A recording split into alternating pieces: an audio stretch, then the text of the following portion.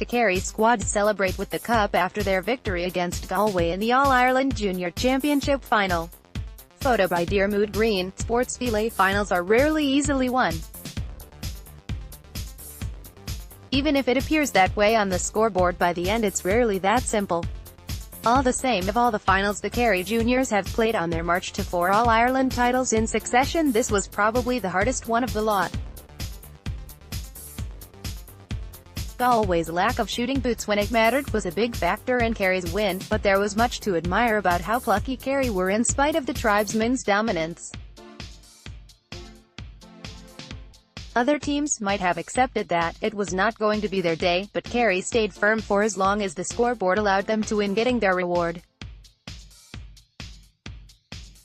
It's always a strong indication of the challenge you have faced when the winning team manager praises the opposition so much. Definitely the hardest final I have been involved in. I thought that Galway team were brilliant and made us work so hard for the win. Another day they could easily have beat us, they had so many chances they didn't take today.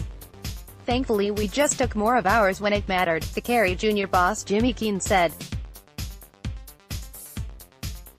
Over the course of the 3 years that he has been involved in the setup, the Brosnan native has detected a character in the ranks when it all appears to be going wrong.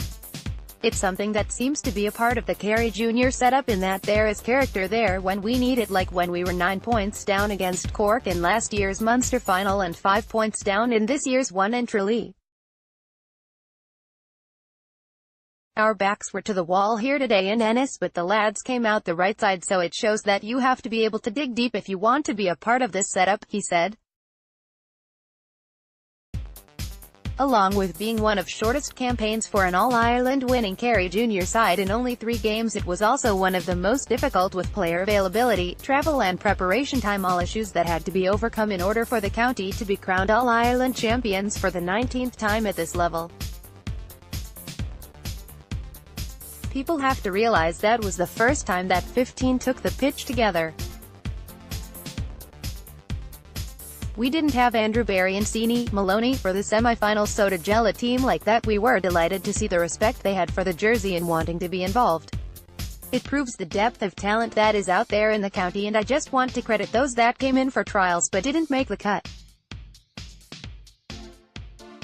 With a bit of luck they could have made it themselves, but they contributed to us getting to where we are today by willing to give it a try, Keane said of those who missed out on the reckoning.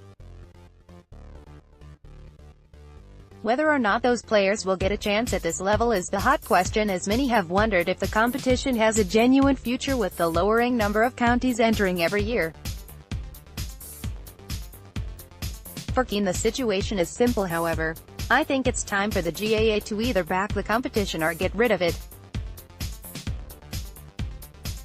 It was very disappointing to see an attendance of only 700 or so people, 725 official figure, for a very good game of football that would be up there with anything you would see over the weekend at senior level.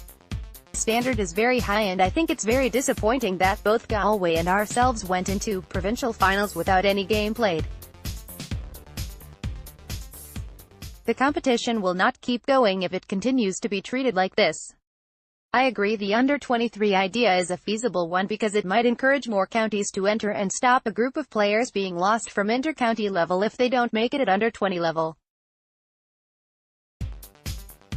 It's something that has to be seriously looked at. That is a debate that needs to be had when the dust settles, but looking back on the campaign in general, some players certainly put themselves into contention for a spot at senior level.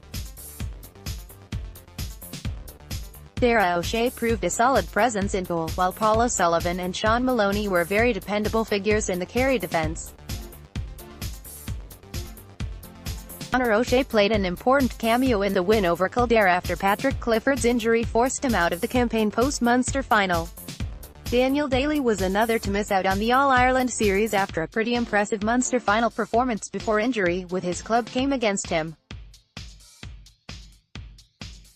His brother Dennis has already been involved at senior level, hampered by injury as it has been, but it was very encouraging to see him re-emerge at inter-county level this campaign.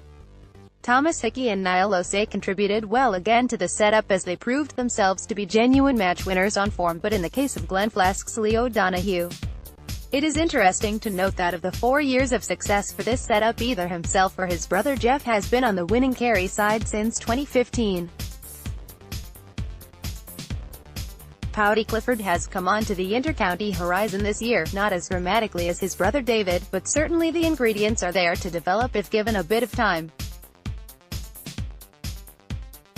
The re-emergence of team captain Kieran Murphy has been most notable though, after strong displays at minor and under-21 level. One wondered had the injuries and loss of form ended his hopes of the main stage.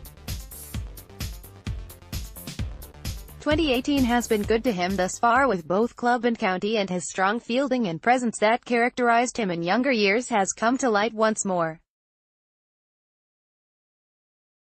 No racing certainties for senior level overall, but something for those involved to believe they can take a further step down the road towards it. Whether we are here talking about the same competition or not in 2019, it would be nice to finish the decade with a 20th title overall. A serious conversation needs to be had about where the format goes from here. Kerry.